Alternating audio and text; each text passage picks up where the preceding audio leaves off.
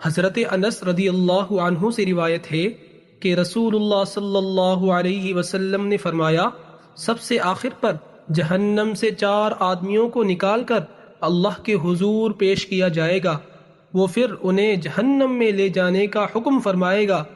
ان میں سے ایک پھر مڑ مڑ کر دیکھے گا اور عرض کرے گا، رب جی، میں تو امید کرتا تھا کہ جب تو نے مجھے وہاں سے نکال لیا تو پھر تو مجھے اس میں نہیں لوٹائے گا۔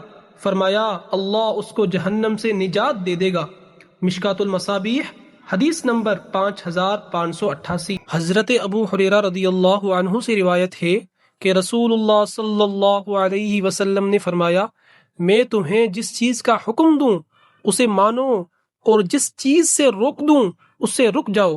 سنن ابن ماجہ حدیث نمبر 1۔ رسول اکرم صلی اللہ علیہ وسلم نے فرمایا، جب تم اپنے مردوں کے پاس جاؤ تو ان کی آنکھیں بند کر دو، اس لیے کہ آنکھ روح کا پیچھا کرتی ہے، اور میت کے پاس اچھی بات کہو کیونکہ فرشتے گھر والوں کی بات پر آمین کہتے ہیں۔ سنن ابن ماجہ حدیث نمبر 1455۔